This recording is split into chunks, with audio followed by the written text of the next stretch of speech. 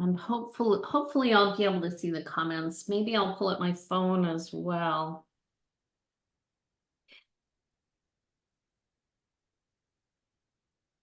Let's see. Okay, looks like we are live. We are live in the group. All right. Welcome, everybody. I'm pulling up my phone here so that I can see comments as you come in. And so if you are watching the live, remember, type in #live. If you are watching the replay, type in #replay. I'm going to try and keep up with the comments on my phone. And please forgive me if I'm not, I'm going to do my best. All right. Super excited today. We have a guest for you. So first of all, if you are not familiar with me, my name is Shelly Howells, and I am a dragon-hearted transformation warrior. Woo-hoo! So I am a channel medium, intuitive business owner, coach, light language teacher, and the creator of the New Earth Mystery School. The New Earth Mystery School is a school for personal ascension, and also developing your spiritual leadership. It is the training school for spiritual leaders. And we have one of those spiritual leaders with us right here today. Our guest is Allison Greathouse. And let me share with you a little bit about her.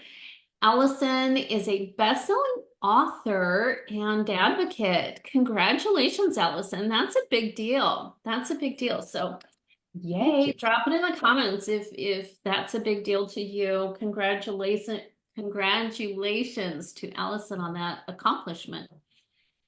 She speaks at professional conferences about being trauma-informed in the workplace, reasonable accommodations, and the notion that autistic people are people too. Yes. Thank you for that advocacy. We appreciate that, Allison. She has presented before hiring managers at NASA, as well as the Mensa World Gathering. Those are some high-powered audiences. That's beautiful. She has a master's degree in deafness counseling, is fluent in American Sign Language, and has worked as a counselor for many years. The nature of her work requires her to have a nomadic lifestyle. Wow, that's incredible. She says when she isn't traveling, she resides on Turtle Island with her husband and twin daughters. That's fascinating. I have to tell you, before I had children, I thought having twins was like so romantic and would be amazing. And then after I had a child, I'm like, no. So I honor you for, oh my goodness. Yeah, that's pretty amazing. So we are delighted to have you here, Allison. Please tell us a little bit about yourself and also about what you do for your business. Okay. So I do have a day job, and I am a state employee, and I work as a counselor helping people with disabilities to get and keep jobs. And so just going back to the fact that I have twins, life doesn't go as planned. And so my birth plan with my twins, I, of course, was going to give birth naturally. And I was going to use a squat bar, and, first baby comes out, and I was going to write at my husband and say, that wasn't so bad. Let's have another one. Oh, Okay. No, that is not what happened at all. I was on bed rest for 31 weeks because I started bleeding in week 5. So, not according to plan at all. Yeah. And then my children were born, and one spent a week in the intensive care nursery. The other one spent 12 weeks in the intensive care nursery. And when I had gotten pregnant, I was studying for the MCAT, and I've had people say to me,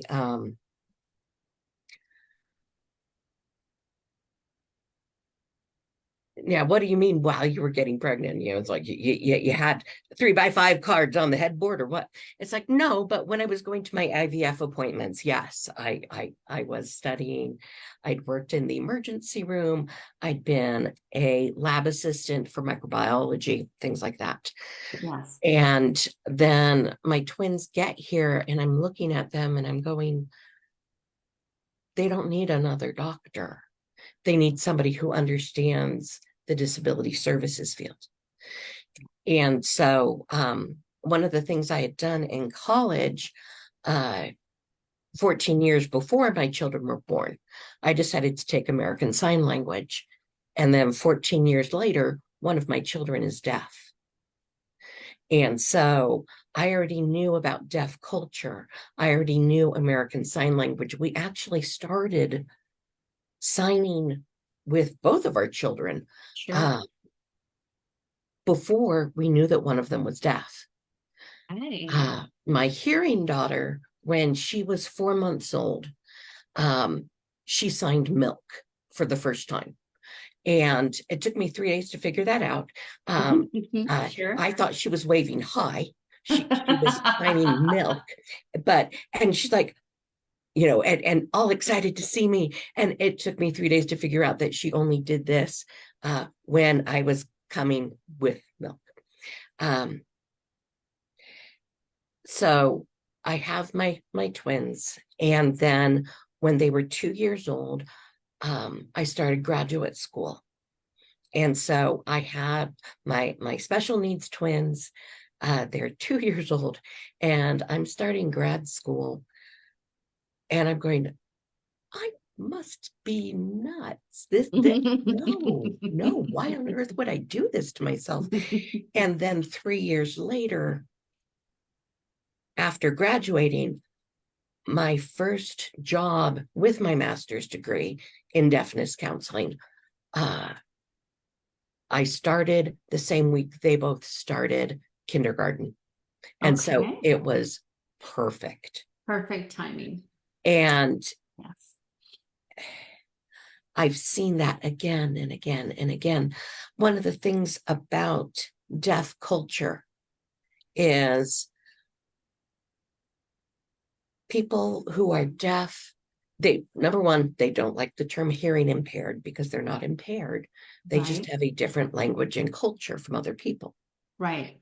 And so they, and I was trying to explain this concept to my mom, and her response was, they don't think they are, but they are. And I'm just like, Oh. okay, let's not have this conversation right now. And Yeah. then many months later, she was talking about how much she admired a family friend of ours who had moved from Mexico to the United States with her children so that her children would have more opportunities than she did. And this woman in Mexico, she was a teacher, an educated woman, somebody respected. But here in the United States, because of her limited English skills, she worked as a domestic servant. Okay. Yeah. And I said to my mom, so would you consider her to be disabled? And my mom's like, no. Why on earth would you ever even ask that? Like, it's the most ridiculous thing she'd ever heard. And I said, that is how the deaf view themselves. Yeah. That the inability to hear in and of itself is not a disability. It's the fact that we do not have a signing culture that is the disabling condition. And I learned that, way before my kids were born. Yeah. And I've applied that in other areas of disability services as well. It's not the spinal cord injury isn't the disability. It's that this place has stairs instead of a ramp. That is the disabling condition. That is the barrier. Yes. And so I use that in I'm a certified sound healer. I'm working on certifications in stone medicine, and I'm also working on my doctorate in pastoral counseling psychology. Beautiful. And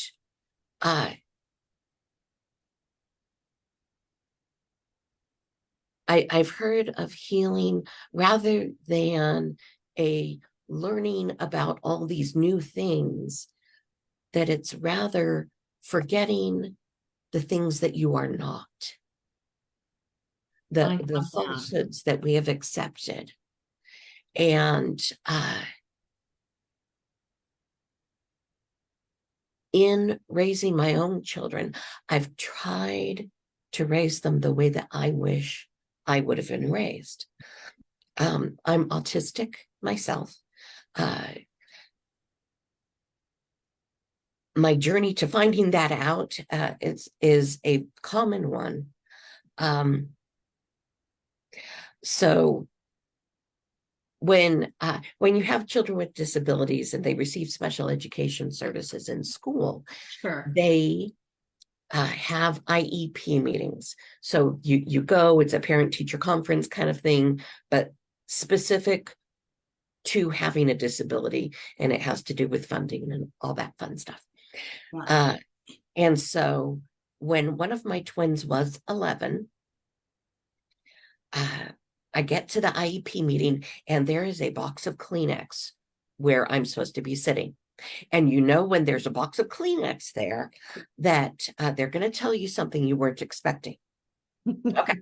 So I have my box of Kleenex, and they tell me that my daughter tests consistent with having autism. And I'm going, that makes so much sense, because a lot of the books that I had read about sensory integration issues, which my daughter definitely had, were books on autism, and that's just where that information was contained. Right. And so right. I'd learned quite a bit about it. Yeah.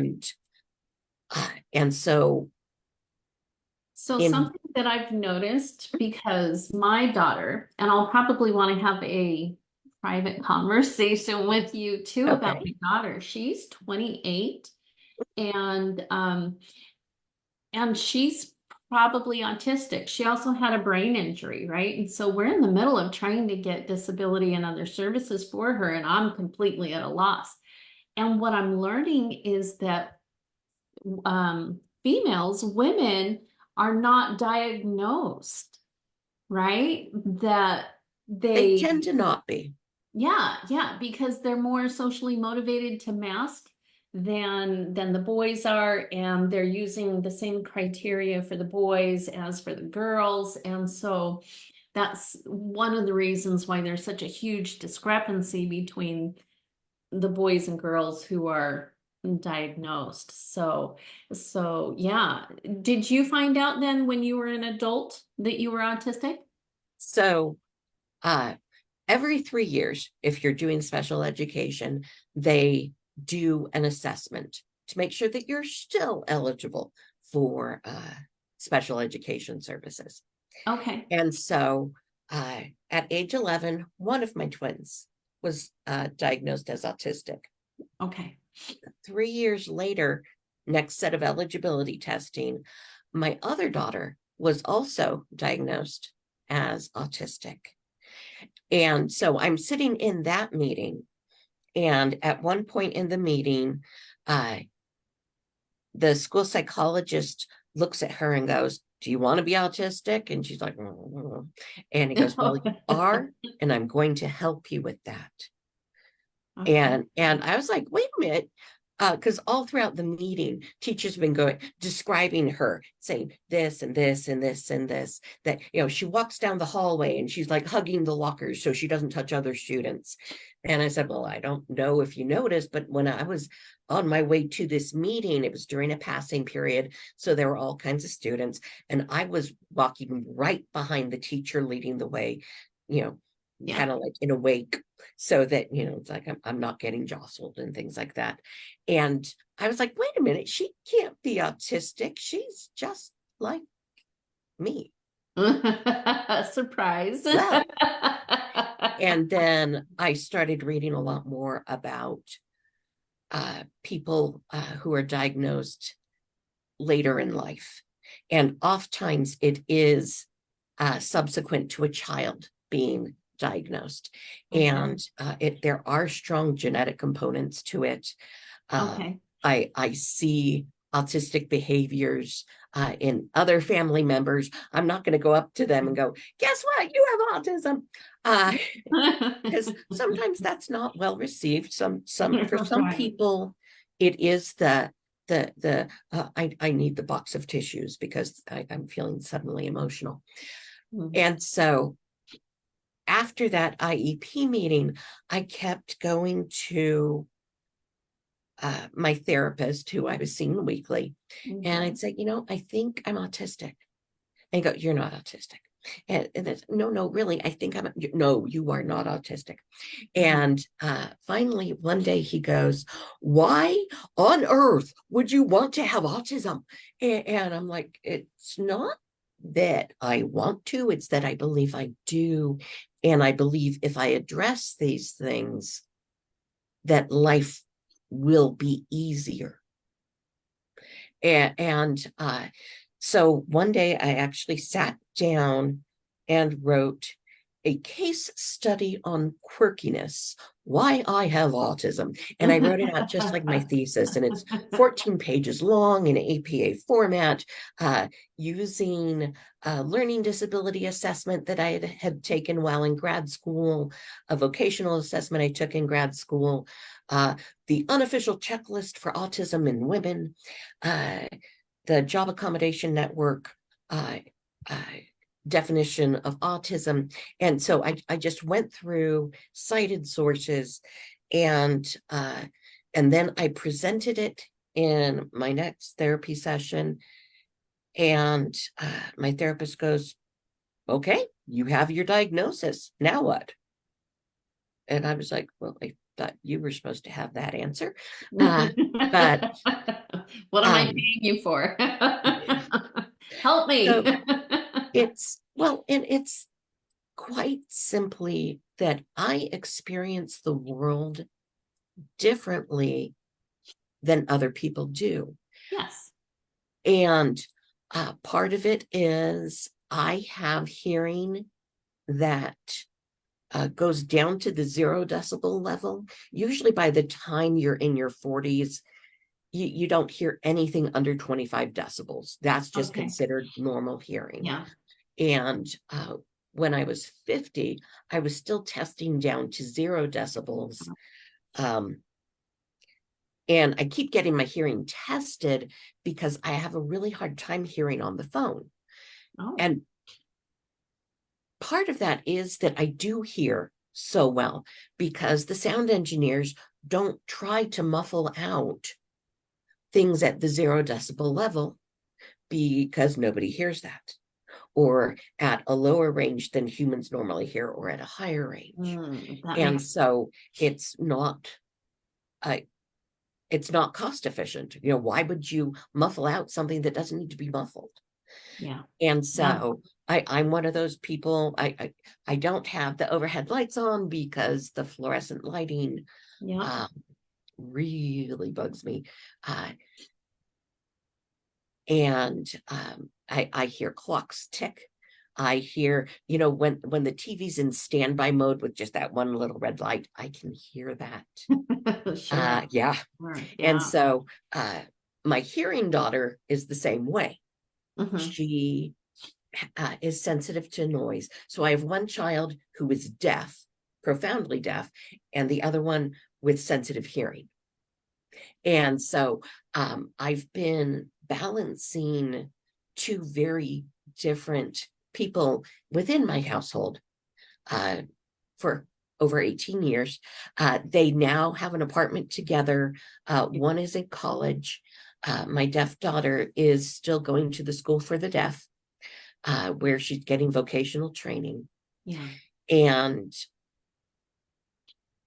so what I do in my current field is I help people with disabilities to get and keep jobs. And one of the things that I run into all the time is the notion that a person with a disability is less than. So going back to my friend who's from Mexico, is she less than because she speaks another language? Right. And it's like, no, she's not. But her economic opportunities are restricted. Right. And so when I'm looking at people with disabilities, yeah, we definitely need to look at limitations. Right. But what we want to focus on is strengths. We want to put them in a situation where they will be successful. And so I really like that because I feel like that can apply both ways. That when we are dealing with other people, regardless of, because everybody is differently abled in different ways, right? And so absolutely. when we're dealing with other people, I love that you said recognize the limitations, but focus on the strengths. And Mhm. so I can see how we can do that with other people and then also turn that inward on ourselves too. I can see how you can bring that in to allow yourself to be a complete human being by recognizing we all have limitations and focusing on your strengths. I think that's really powerful, Allison. Well, and it's also important to look at whether or not two things are actually mutually exclusive. Yeah. So when you have an autistic person who struggles with eye contact, if you are forcing them to look right at you and look in your eyes the entire time you're speaking with them, Yeah. all they're going to be thinking about is, okay, so if I were in the same room with you, the way that I get around that is I would be looking at the little dot for the little foot thing for your nose for your glasses. And that Yeah. is what I focus on. And it's close enough to eye contact Sure. and it's not triggering for me. Right. Right. Right. And so if you allow a child to play with their fidget spinner, for example, uh, Yes. instead of making them stare at the teacher, they're going to learn more. Yes. I had a roommate in college who could not pay attention if her hands were not moving. And so she would go to church, for example, and knit socks the entire time. And she would raise her hand and make comments and all that fun stuff. And that is what she needed uh, to be able to participate. Yeah. And I so, I have a son and we didn't get all the testing done. I didn't have a lot, like I said, it's hard to know where to find resources as a parent. And one of the things that was helpful for him was to keep one of his earbuds in. mm, And so he had this going on in one, and then based on his capacity there, I think it's ADHD, or ADD, but he was able to focus better. And so I always allowed him to keep an earbud in when we went to church. And there were a few of his teachers that were willing to accommodate that. Not as many as not enough. But I can definitely see what you're talking about with that. well, and part of it is simply understanding. Yes. I was once in a group of people who had done mock interviews for people who were seniors in college, just about ready to graduate, Yeah. and they had a bunch of people do mock interviews. And one of the gentlemen in the room, so he's a hiring manager in his field, he made a comment about how one of the people he interviewed brought in a water bottle. It's like, you can't go an hour-long interview without taking a drink. And I'm like, okay, you can say that, but you are likely to run afoul of the ADA because people take medications. People get nervous. It's like, when you're just about to go on stage, does your mouth get dry? Mhm. And so right now I have my brewed cacao, I have my water bottle there. Because good golly, if I started having a coughing fit in the middle of this, that would make for not a very good presentation. Uh, and and so sometimes, and we'll call it being old school. Sometimes old school types decide, nope, this is the way it is. It's like, oh, Yes. if you can't do this, you run laps. If you don't get your stuff done, you don't go out to recess.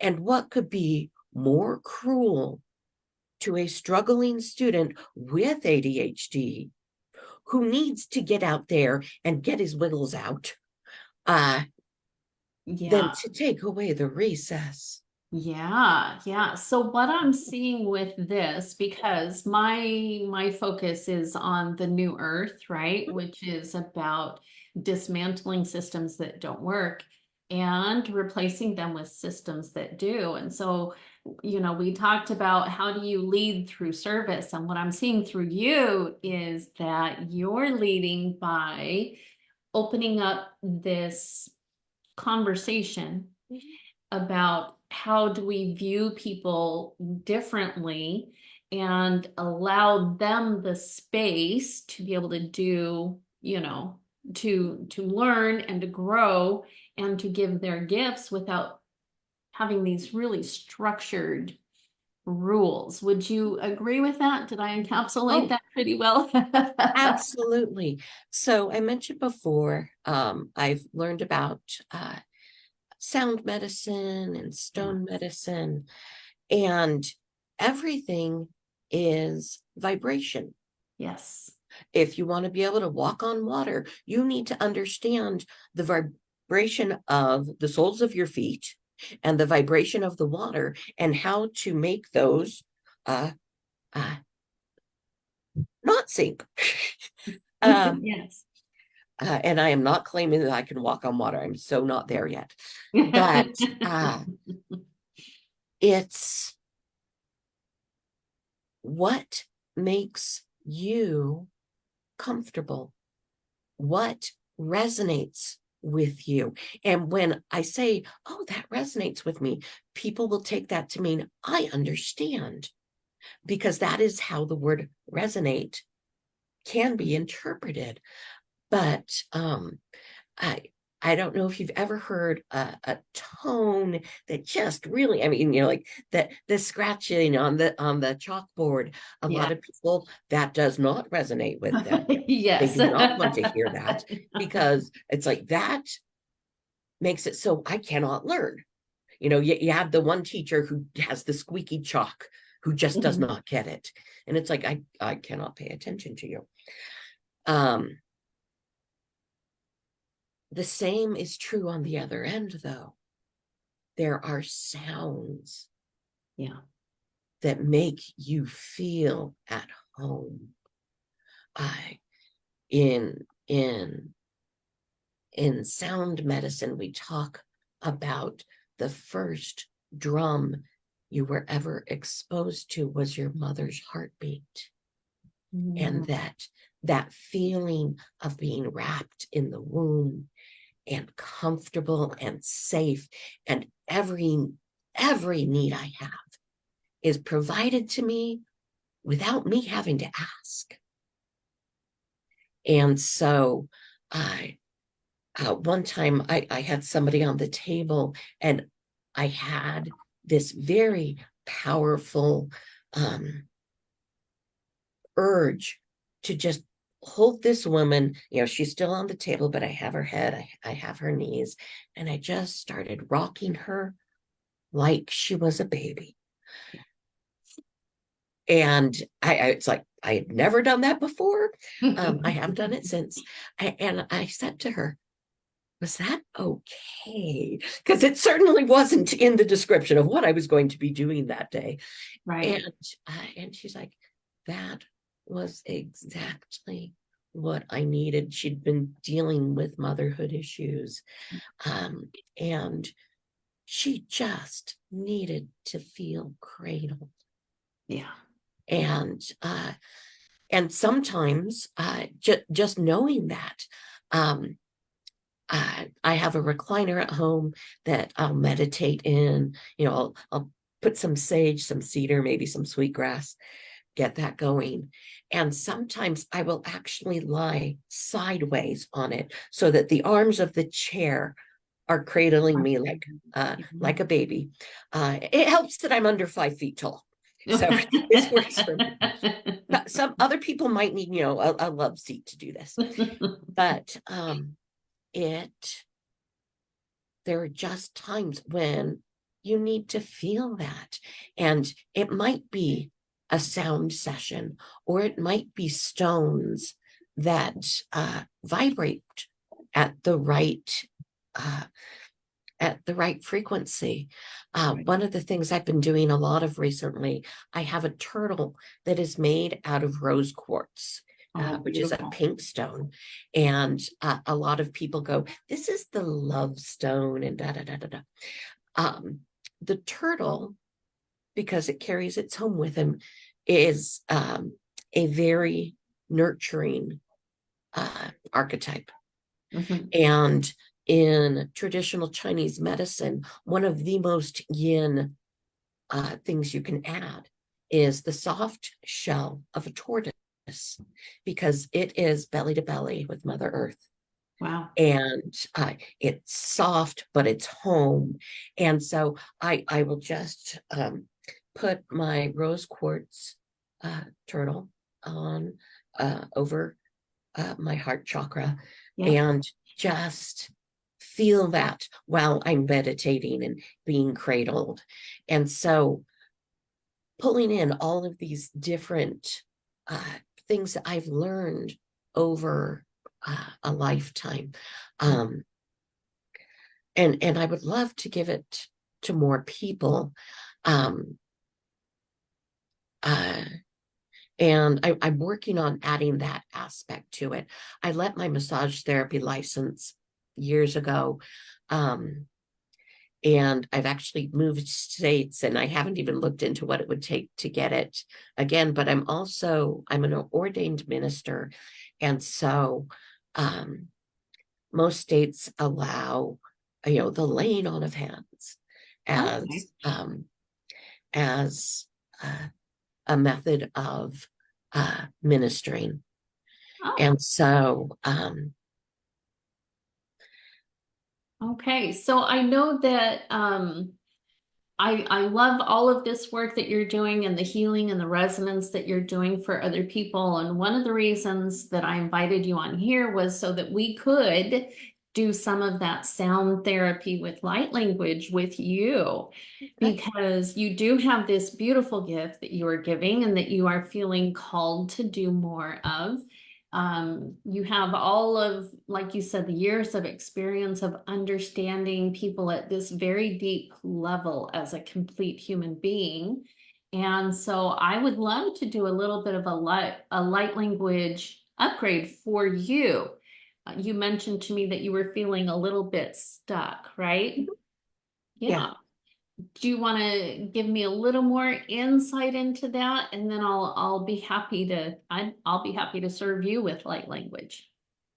So one more thing that I want to say is that whether somebody comes to me as a minister or as a state employee, one of the things that I tell people is that there is nothing wrong with you. Right.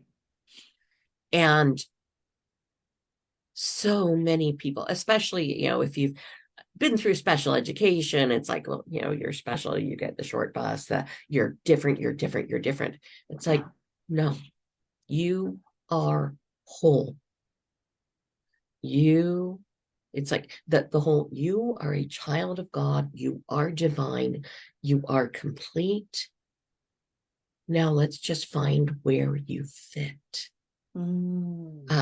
In Maori, the word for autism is takiwatanga, which means in their own time and space. And just finding where you fit. And so my goal is to help people to find where they fit.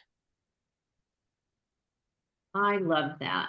I absolutely love that, which, yeah, just pigeontails so beautifully with what I'm doing too, right? Creating the new earth. What is the new earth except for this one community where everybody fits and nobody gets kicked out and nobody gets judged and everybody has strengths that we focus on, like you said before, right? Recognize your limitations and focus on your strengths.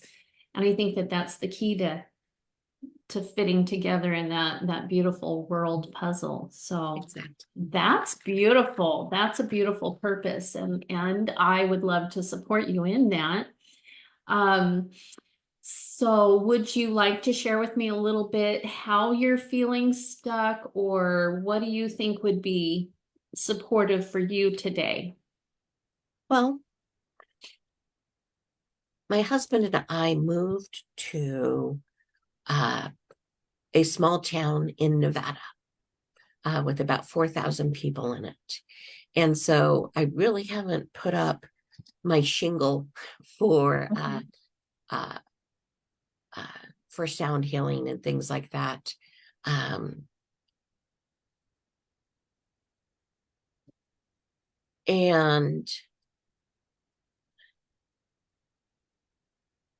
I don't know how well it might be received or not received. And so in my indecision on that, um, uh, just kind of waiting for somebody to come knock on my door. And since I live on a cul-de-sac, I don't think that's going to happen. Okay. Do I have permission to intuitively know for you to help you through this? Sure. Okay. Okay. So, yeah, Allison, go ahead and take a deep breath in for me and release. Wiggle your toes, come into your body, open your crown chakra and connect with your gut, meaning God or goddess, universe, or higher power. So this is whatever the divine looks like to you. And likewise, I'm connecting with my gut so that we can have this space of safety and connection. And like you said, resonance. You call in your gut to create that sense of resonance. And so kind of leaning in here a little bit, it feels like a little bit of that, I don't know if you've heard the term witch wound. Have you heard that term before? No, but I get it. Okay, so you felt it, right? Oh, yeah. Okay, all right. Then that tells me that we're probably on the right track. So it feels like that historical witch wound, which is passed down, which means that powerful women using their intuitive gifts in a way that is at all unusual or feels threatening to some people has caused great harm in the past. And so we carry that resonance with us in our bodies, that fear, right? And so I think one of the things that we will do is release that resonance for you, if that's okay. Kind of clear that for you. It would probably be supportive for you to do a little bit of journaling on that as well, just to get it out on the page, up and out. So we will do that. The other thing that's coming up here is, and this is really common, especially for people who are just starting out on a new business venture, a new intuitive business type venture, is it triggers our safety, and like it doesn't feel safe to be seen, and it doesn't feel safe to be heard, which is definitely tied into that witch wound. I feel like it might, okay. Consider the possibility, and I'm using my intuitive knowing for you, and also that doesn't mean that everything I say is exactly correct, okay? It doesn't have to be true for you if I hit something and it's like, no, it's not that at all. It doesn't hurt my feelings. It just helps us get where we need to go, okay? Also, what I know about autism is that, especially with little girls with autism, that they feel a lot of social pressure to fit in. And so they do a lot more compensation than the boys do. Okay. And so it feels like that might be an added component for you. Because you have autism, it might feel scary for you to really be seen in your full authenticity. Mm, that Would makes you sense. agree? Does that make sense? Okay. Okay. So, and also the new earth is not a homogenized. It's not, right? It's not homogeneous. And I feel like that's probably why we're learning so much more about the different ways people think and the way their brains work and all of this sort of thing. And so can you see though that someone like you who has autism, who shows up in her full authenticity as much as possible over time, right? Because none of us shows up fully in our full It's authenticity. a goal. Yeah, it's a goal, and we do a little bit more all the time. Can you see what a great and amazing gift that would be for you to do that? Mhm. Oh, definitely. Okay, so I think that's where we're going, if that's okay with you, that we're Mhm. going to heal some of that witch wound and remove the resonance of that. And then also create a sense of safety for you, that it is safe for you to be seen authentically. And yeah, so my coding guide, Emily Gray, she's here. She's my light language guide, and she's saying she's going to be doing it as sequencing, which is progressive rather than a download, which is boom, which would be probably overstimulating and send you into a and curled up in a little ball. It would be a little too much. Okay, so she said that that's what we're going to do. I invite anybody who is watching, because these are universal. These are universal things that crop up. The witch wound, when you're in this industry, the witch wound will crop up. And regardless of the reasons why we're afraid to be seen, it shows up in all of us. Mhm. So anybody else who would like to receive this upgrade, the clearing and upgrade, I invite you to open up and receive it. You, the person with the body, is the boss. You get to decide how much you're going to receive, right? Um, Nothing that I do or say here can be forced upon you. It's your soul will know. Again, like Allison said, it's that resonance. If it resonates, if we're resonating on the same frequency, then it will feel safe for you to receive that. Does that make sense? Mhm. Okay, good. All right, so if you're ready for that, again, just allow yourself to get grounded and centered. Like I said, I'm connected with my gut, with my coding guide, Emily Grace, also my Arcturian healers, requesting my Arcturian healers to help heal the wounds that created this conformity is what's coming to mind. This need to conform in order to protect ourselves. And then Emily Grace, we're just going to go ahead and with light language, we're going to remove the resonance of the witch wound. and create that sense of safety for authenticity. Shoy mananai koyo pala hashana horapai. O ki koyo mai monai. Orai hashaya halakai koropatai. Oro yo manai. Okay, allow yourself to breathe that in. Feel it in your body. Allow everything to shift. Again, you are the boss. You are in charge. You get to receive as much as you desire.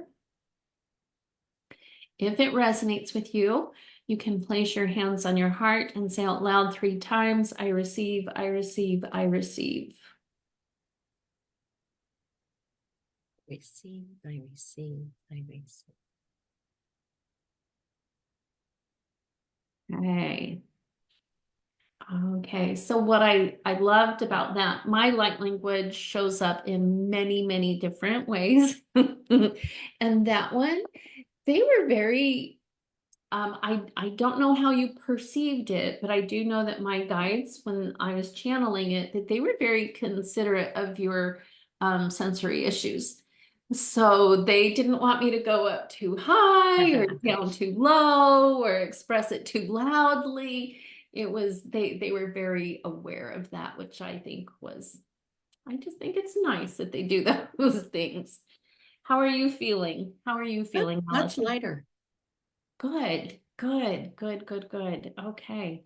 Well, thank you so much for joining me. So before we wrap things up here, first of all, I will reach out to you for some a deeper conversation about my daughter. Is that okay with you if I do that? Absolutely, absolutely. Thank you for that. And then where can people connect with you outside of this Facebook group? How can they get to know you? How can they um follow you and create a deeper relationship? Um, I primarily use Facebook, Okay. Okay. and so that really is the best way to get a hold of me. Okay. All right. So go ahead and send Allison a friend request, and Messenger, I guess, would be okay. Is that correct? Yes, absolutely, absolutely. Okay. All right. That's beautiful. Thank you so much, Allison. Oh, thank And you for also, having me. oh, my pleasure. My pleasure. And a reminder that the doors to the New Earth Mystery School are open right now. And so if anybody is curious about that and would like to know more, you are welcome to schedule a discovery call with me at bookshelley.com, and we can have that conversation. I think that I've been sharing information about it. Um, I do this thing. I have 6 kids, okay? And so with my 6 kids, I'll have important information and I'll tell about 4 of them. And then I think that I've told everyone, and then invariably someone will say, "Hey, you never told me that." So if I've done that with the New Earth Mystery School, I will keep sharing messages about it. And also you can message me and we can have those conversations. All Wonderful. right. Allison, this was absolutely delightful. I love your energy. I'm so happy that you shared your time with us today. Thank you, thank you, thank you so very much. It was my pleasure. Thank you. Take care. You too. Bye-bye.